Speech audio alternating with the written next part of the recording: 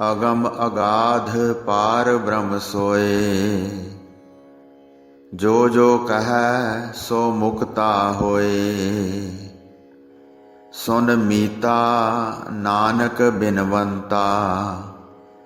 साध जना की अचरज कथा। परम सन्मानयोग गुरु रूप गुरु खालसा साध संगत जी, वाहिगुरु जी का खालसा, वाहिगुरु जी की फतेह।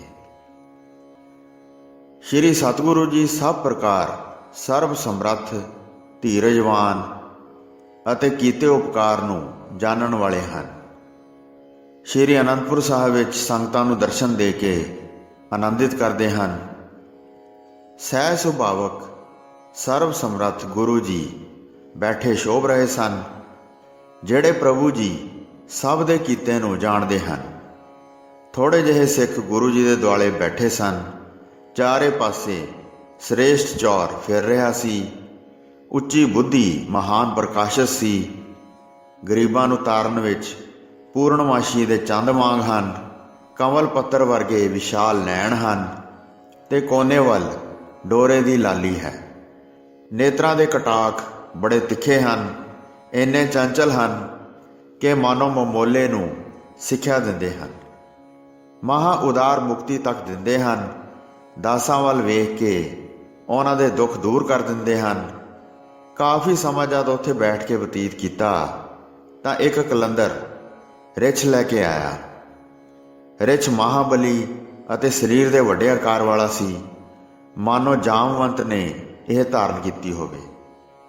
ਜਾਮਵੰਤ ਇੱਕ ਰਿੱਛਾਂ ਦਾ ਸਰਦਾਰ ਸੀ। ਉਹ ਸ਼੍ਰੀ ਰਾਮਚੰਦਰ ਜੀ ਦਾ ਲੰਕਾ ਦੇ ਯੁੱਧ ਸਮੇਂ ਵੱਡਾ ਸਹਾਇਕ ਬਣਿਆ ਸੀ। ਭਾਗਵਤ ਪੁਰਾਣ ਅਨੁਸਾਰ ਉਸ ਦੀ ਪੁੱਤਰੀ ਜਾਮਵੰਤੀ ਨਾਲ ਕ੍ਰਿਸ਼ਨ ਜੀ ਨੇ ਸ਼ਾਦੀ ਕੀਤੀ ਸੀ। ਵਾਲਮੀਕ ਰਾਮਾਇਣ ਵਿੱਚ ਲਿਖਿਆ ਹੈ ਕਿ ਬ੍ਰਹਮਾ ਨੇ ਇੱਕ ਵਾਰ ਅਵਾਸੀ ਲਈ ਸੀ ਤਾਂ ਮੂੰਹ ਵਿੱਚੋਂ ਜਾਮਵੰਤ ਨਿਕਲਿਆ ਸੀ। ਰਿੱਛ ਦੇ ਸਾਰੇ ਅੰਗਾਂ 'ਤੇ ਬਹੁਤ ਵਾਲ ਸਨ, ਭੂਰਾ ਰੰਗ ਸੀ ਤੇ ਵਿਕਰਾਲ ਨਹੁੰ ਵੀ ਭੂਰੇ ਸਨ। ਨੱਕ ਪਾੜ ਕੇ ਨੱਥ ਪਾਈ ਸੀ ਤੇ ਕਲੰਦਰ ਨੇ ਆਪਣੇ ਸਰੀਰ ਨਾਲ ਚਮੜਾ ਲਪੇਟਿਆ ਸੀ। ਰਿੱਛ ਨੂੰ ਡਰਾਉਣ ਵਾਸਤੇ ਹੱਥ ਵਿੱਚ ਸੋਟੀ ਫੜੀ ਸੀ। ਜਦ ਕਲੰਦਰ ਉਸ ਨੂੰ ਸੋਟੀ ਵਿਖਾਉਂਦਾ ਸੀ ਤਾਂ ਉਹ ਅੱਗੋਂ ਭਬਕਦਾ ਸੀ। ਸਤਿਗੁਰੂ ਜੀ ਦੀ ਦ੍ਰਿਸ਼ਟੀ ਅੱਗੇ ਉਹ ਭਾਰੀ ਬਲ ਵਿਖਾਉਣ ਲੱਗਾ। ਬਲ ਧਾਰ ਕੇ ਕਲੰਦਰ ਅਤੇ ਰਿੱਛ ਕੁਸ਼ਤੀ ਕਰਨ ਲੱਗੇ। ਕਦੀ ਉੱਤੇ ਹੁੰਦੇ ਸੀ ਤੇ ਕਦੀ ਥੱਲੇ। ਮੈਦਾਨ ਦੇ ਵਿੱਚ ਇੱਧਰ ਉੱਧਰ ਫਿਰਦੇ ਸਨ। ਬੜੀਆਂ ਭਿਆਨਕ ਆਵਾਜ਼ਾਂ ਕੱਢਦੇ ਸਨ। ਦੋ ਲੱਤਾਂ ਉੱਤੇ ਭਾਲੂ ਖੜਾ ਹੋ ਗਿਆ। ਆਪਸ ਵਿੱਚ ਜੱਫੇ ਭਰਦੇ ਸਨ। ਇਸ ਪ੍ਰਕਾਰ ਬਹੁਤ ਘੋਲ ਵਿਖਾਇਆ। ਇੱਕ ਸਿੱਖ ਨੇ ਵੇਖ ਕੇ ਕਹਿ ਕੇ ਸੁਣਾਇਆ, ਇਸ ਭਾਲੂ ਦਾ ਬਹੁਤ ਵੱਡਾ ਆਕਾਰ ਹੈ, ਅਜਿਹਾ ਰਿੱਛ ਪਹਿਲਾਂ ਕਦੀ ਨਹੀਂ ਵੇਖਿਆ। ਇੱਕ ਕੀਰਤੀਆ ਨਾਮ ਦਾ ਚੌਰਬਰਦਾਰ ਸੀ। ਉਹ ਖੜਾ ਹੋ ਕੇ ਬੜਾ ਮਨੋਹਰ ਚੌਰ ਕਰ ਰਿਹਾ ਸੀ। 16 ਬਰਸ ਜਿਸ ਦੀ ਉਮਰ ਸੀ। ਉਹ ਭਾਲੂ ਨੂੰ ਚਿੱਤ ਵਿੱਚ ਬੜਾ ਪ੍ਰਸੰਨ ਹੋ ਕੇ ਵੇਖ ਰਿਹਾ ਸੀ। ਫਿਰ ਕੀਰਤੀਆ ਨੇ ਕਿਹਾ, ਇਸ ਦਾ ਸਰੀਰ ਬਹੁਤ ਵੱਡਾ ਹੈ। ਇਸ ਦੁੱਖ ਦੇਣ ਵਾਲੇ ਨੂੰ ਕਿਵੇਂ ਫੜ ਲਿਆ? ਕਿਹੜੇ ਪਾਪਾਂ ਕਰਕੇ ਇਸ ਦੀ ਐਸੀ ਗਤੀ ਹੋਈ ਹੈ? ਸਤਿਗੁਰੂ ਜੀ ਤੋਂ ਬਗੈਰ ਹੋਰ ਕੋਈ ਨਹੀਂ ਜਾਣ ਸਕਦਾ। ਫਿਰ ਕਿਰਪਾ ਦੇ ਸਾਗਰ ਭਾਵ ਗੁਰੂ ਜੀ ਨੇ ਮੁਸਕਰਾ ਕੇ ਸਭ ਸਿੱਖਾਂ ਵਿੱਚ ਪ੍ਰਗਟ ਰੂਪ ਵਿੱਚ ਕਿਹਾ, ਹੇ ਕੀਰਤੀਆ, ਆਪਣੇ ਹਿਰਦੇ ਵਿੱਚ ਸਮਝੋ, ਪਿਛਲੇ ਜਨਮ ਵਿੱਚ ਇਹ ਰਿੱਛ ਤੇਰਾ ਬਾਪ ਸੀ। ਵੱਡੇ ਪਾਪਾਂ ਕਰਕੇ ਇਸ ਨੇ ਭਾਲੂ ਦਾ ਸਰੀਰ ਧਾਰਿਆ ਹੈ। ਫੜੇ ਜਾਣ 'ਤੇ ਇਹਨਾਂ ਦੇ ਵੱਸ ਵਿੱਚ ਪੈ ਗਿਆ ਹੈ। ਕੀਰਤੀਏ ਸਮੇਤ ਜਿਹੜੇ ਉੱਥੇ ਸਿੱਖ ਸਨ, ਉਹਨਾਂ ਸਾਰਿਆਂ ਨੇ ਸੁਣ ਕੇ ਮਹਾ ਅਚੰਭਾ ਮੰਨਿਆ। ਉਸਨੇ ਹੱਥ ਜੋੜ ਕੇ ਬੇਨਤੀ ਕੀਤੀ, ਹੇ ਸਤਿਗੁਰੂ ਜੀ, ਇਹ ਕੀ ਫਰਮਾਇਆ ਹੈ? ਆਪ ਜੀ ਦੇ ਪਿਤਾ ਜੀ ਦੇ ਪਾਸ ਮੇਰੇ ਪਿਤਾ ਜੀ ਸਦਾ ਸੇਵਾ ਕਰਦੇ ਰਹੇ ਹਨ। ਸੰਗਤ ਦੀ ਅਰਦਾਸ ਕਰਵਾਉਂਦੇ ਸਨ। ਜਿਹੜਾ ਪ੍ਰਸ਼ਾਦ ਹੁੰਦਾ ਸੀ ਉਸ ਨੂੰ ਵਰਤਾ ਦਿੰਦੇ ਸਨ। ਉਹ ਗੁਰਦੇਵ 9ਵੇਂ ਪਾਤਸ਼ਾਹ ਦੀ ਹਜ਼ੂਰੀ ਵਿੱਚ ਰਹਿ ਕੇ ਨਿਤ ਸੇਵਾ ਕਰਦੇ ਸਨ। ਹਜ਼ਾਰਾਂ ਦਾ ਕਲਿਆਣ ਕੀਤਾ ਹੈ। ਉਹਨਾਂ ਦੀ ਮਹਾਨ ਸੇਵਾ ਕਰਦੇ ਰਹੇ ਹਨ। ਜੇ ਉਹਨਾਂ ਨੂੰ ਐਸਾ ਫਲ ਮਿਲਿਆ ਹੈ, ਜਿਨ੍ਹਾਂ ਨੇ ਮਨੁੱਖਾ ਸਰੀਰ ਤੋਂ ਭਾਲੂ ਦਾ ਸਰੀਰ ਪਾਇਆ ਹੈ, ਉਸ ਗੁਰੂ ਜੀ ਦੇ ਆਪ ਪੁੱਤਰ ਹੋ, ਜਿਨ੍ਹਾਂ ਦੀ ਮੇਰੇ ਪਿਤਾ ਜੀ ਸੇਵਾ ਕਰਦੇ ਰਹੇ ਹਨ। ਉਹਨਾਂ ਨੇ ਭਾਲੂ ਦਾ ਸਰੀਰ ਧਾਰਨ ਕੀਤਾ ਹੈ। ਇਸ ਤਰ੍ਹਾਂ ਕਿਹਾ ਹੈ, ਮੈਨੂੰ ਇਹਨਾਂ ਨੂੰ ਬੰਦਨਾ ਕਰਨੀ ਚਾਹੀਦੀ ਹੈ।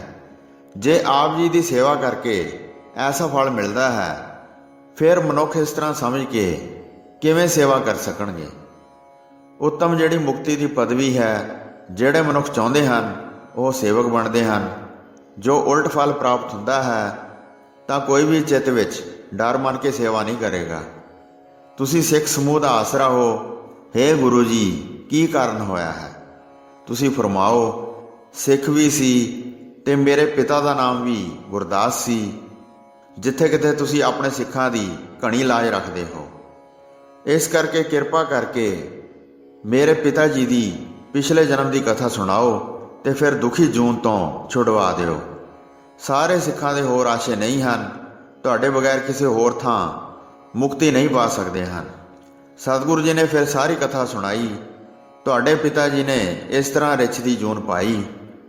ਗੁਰੂ ਜੀ ਦੇ ਪਾਸ ਕੜਾ ਪ੍ਰਸ਼ਾਦ ਆਇਆ। ਤੁਹਾਡੇ ਪਿਤਾ ਜੀ ਅਰਦਾਸ ਕਰਕੇ ਸੰਗਤ ਵਿੱਚ ਵਰਤਾਉਣ ਲੱਗੇ। ਹੌਲੀ ਹੌਲੀ ਸਾਰਿਆਂ ਨੂੰ ਪ੍ਰਸ਼ਾਦ ਦਿੰਦੇ ਜਾਂਦੇ ਸਨ। ਫਿਰ ਕੋਈ ਸਿੱਖ ਗੱਡੇ ਵਿੱਚ ਗੁੜ ਲੱਦੀ ਉਸ ਰਾਹ ਤੇ ਚੱਲ ਕੇ ਆ ਗਿਆ। ਜਦ ਉਸ ਨੂੰ ਪਤਾ ਲੱਗਾ ਕਿ ਇੱਥੇ ਗੁਰੂ ਜੀ ਨੇ ਉਤਾਰਾ ਕੀਤਾ ਹੈ, ਤਾਂ ਗੁੜ ਦੀ ਇੱਕ ਭੇਲੀ ਆਪਣੇ ਹੱਥ ਵਿੱਚ ਲੈ ਕੇ ਉਸਨੇ ਗੁਰੂ ਜੀ ਦੇ ਅੱਗੇ ਧਰ ਕੇ ਦਰਸ਼ਨ ਕੀਤੇ। ਬੰਦਨਾ ਕਰਕੇ ਧਰਤੀ ਤੇ ਮੱਥਾ ਟੇਕਿਆ। ਫਿਰ ਉੱਠ ਕੇ ਗੱਡੇ ਸੰਭਾਲਣ ਚਲੇ ਗਿਆ।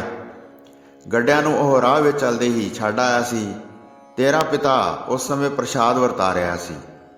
ਉਹ ਸਿੱਖ ਕਾਹਲੀ ਕਾਹਲੀ ਤੇਰੇ ਪਿਤਾ ਜੀ ਦੇ ਪਾਸ ਆਇਆ, ਜਿਸ ਦੇ ਉੱਤੇ ਰਾਹ ਦੀ ਬਹੁਤ ਧੂੜ ਪਈ ਹੋਈ ਸੀ। ਮੂੰਹ ਤੇ ਦਾੜੀ ਮਿੱਟੀ ਵਰਗੇ ਹੋ ਗਏ ਸਨ, ਜਿਸ ਦੇ ਕੱਪੜਿਆਂ ਉੱਤੇ ਮਿੱਟੀ ਚੜੀ ਹੋਈ ਸੀ। ਗੱਡੇ ਦੇ ਪਹੀਆਂ ਅਤੇ ਬਲਦਾਂ ਨੇ ਬਹੁਤ ਮਿੱਟੀ ਉਡਾਈ ਹੋਈ ਸੀ। ਤੇਰੇ ਪਿਤਾ ਪਾਸੋਂ ਉਸਨੇ ਪ੍ਰਸ਼ਾਦ ਮੰਗਿਆ, ਪਰ ਉਸਨੇ ਉਸਦੇ ਹੱਥ ਉੱਤੇ ਕੁਝ ਵੀ ਨਾ ਧਰਿਆ। ਫਿਰ ਨੇੜੇ ਹੋ ਕੇ ਥੋੜਾ ਪ੍ਰਸ਼ਾਦ ਮੰਗਿਆ, ਜਿਸ ਦੇ ਮਨ ਦਾ ਸਿਦਕ ਅਟੱਲ ਸੀ।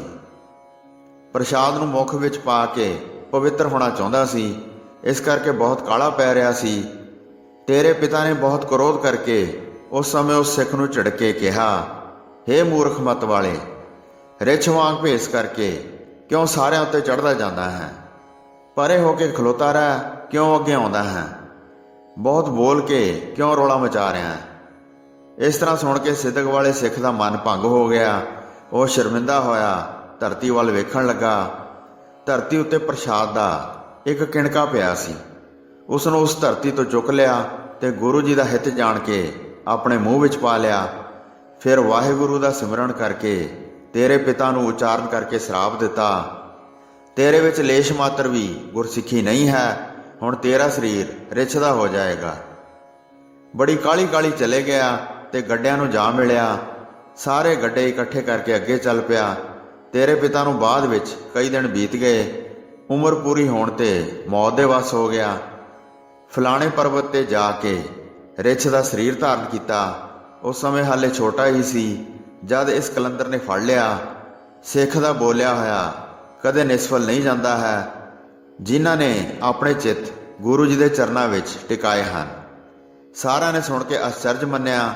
ਫਿਰ ਹੱਥ ਜੋੜ ਕੇ ਉਸ ਦੇ ਪੁੱਤਰ ਨੇ ਕਿਹਾ, ਆਪ ਜੀ ਨੇ ਸਾਰੀ ਚੰਗੀ ਗੱਲ ਕਹੀ ਹੈ, ਹੁਣ ਆਪਣੇ ਸਿੱਖ ਨੂੰ ਮੁਕਤ ਕਰ ਦਿਓ। ਪਤਿਤ ਪਾਵਨ ਤੁਹਾਡਾ ਨਾਮ ਹੈ। ਤੁਸੀਂ ਅਨੇਕਾਂ ਦੋਸ਼ਾਂ ਨੂੰ ਦੂਰ ਕਰਨ ਵਾਲੇ ਹੋ। ਕਿਰਪਾ ਦ੍ਰਿਸ਼ਟੀ ਕਰਕੇ ਇਸ ਦੀ ਜੂਨ ਛਡਵਾਓ। ਹੁਣ ਉੱਤਮ ਗਤੀ ਨੂੰ ਪਹੁੰਚਾ ਦਿਓ। ਤਦ ਕਿਰਪਾਲੂ ਗੁਰੂ ਜੀ ਨੇ ਇੱਕ ਸਿੱਖ ਨੂੰ ਭੇਜਿਆ ਤੇ ਕਿਹਾ, ਕਲੰਦਰ ਨੂੰ ਕਹੋ ਮੁੱਲ ਲੈ ਕੇ ਰਿਛ ਦੇ ਦਿਓ। ਇਹ ਸੁਣ ਕੇ ਫਿਰ ਕਲੰਦਰ ਨੇ ਕਿਹਾ, ਇਸ ਵਰਗਾ ਕੋਈ ਹੋਰ ਰਿਛ ਨਹੀਂ ਵੇਖਿਆ ਹੈ। ਇਸ ਦੇ ਨਾਲ ਹੀ ਮੇਰੀ ਕਮਾਈ ਚੱਲਦੀ ਹੈ। ਇਸ ਕਰਕੇ ਮੈਂ ਪਿੰਡਾਂ ਨਗਰਾਂ ਤੋਂ ਬਹੁਤ ਭਿੱਖਿਆ ਲੈਂਦਾ ਹਾਂ। ਮੈਨੂੰ 200 ਰੁਪਏ ਦਿਓ ਤੇ ਰਿਛ ਨੂੰ ਆਪ ਲੈ ਲਓ। ਸਤਿਗੁਰੂ ਜੀ ਨੇ ਕਿਹਾ, ਇੰਨੇ ਹੀ ਦੇ ਦਿਓ। ਉਹ ਸਿੱਖ ਉੱਥੇ ਗਿਆ ਜਿੱਥੇ ਖਜ਼ਾਨਾ ਸੀ ਤੇ ਪੈਸੇ ਲੈ ਕੇ ਦੇਣ ਵਾਸਤੇ ਉਸ ਦੇ ਪਾਸ ਗਿਆ। ਕਲੰਦਰ ਫਿਰ ਮੁੱਕਰ ਗਿਆ ਤੇ ਉਸਨੇ ਪੈਸੇ ਨਾ ਲਏ। ਕਹਿਣ ਲੱਗਾ, ਮੈਂ ਬਹੁਤ ਪੈਸੇ ਲਵਾਂਗਾ। ਵਾਪਸ ਆ ਕੇ ਸਿੱਖ ਨੇ ਗੁਰੂ ਜੀ ਨੂੰ ਦੱਸਿਆ, ਹੁਣ ਪੈਸੇ ਨਹੀਂ ਲੈਂਦਾ ਹੈ, ਹੋਰ ਕੁਝ ਹੀ ਕਹਿੰਦਾ ਹੈ। ਪਾਗਲ ਨੇ ਜਿੰਨਾ ਮੁੱਲ ਕੀਤਾ ਹੈ ਉਹਨੇ ਲੈਣੇ ਨਹੀਂ ਮੰਨਿਆ ਹੈ। ਤਦ ਗੁਰੂ ਜੀ ਨੇ ਕਿਹਾ, ਉਸ ਪਾਸੋਂ ਖੋਹ ਲਵੋ। ਸਿੱਖਾਂ ਨੇ ਉੱਠ ਕੇ ਉਸ ਤਰ੍ਹਾਂ ਹੀ ਕੀਤਾ।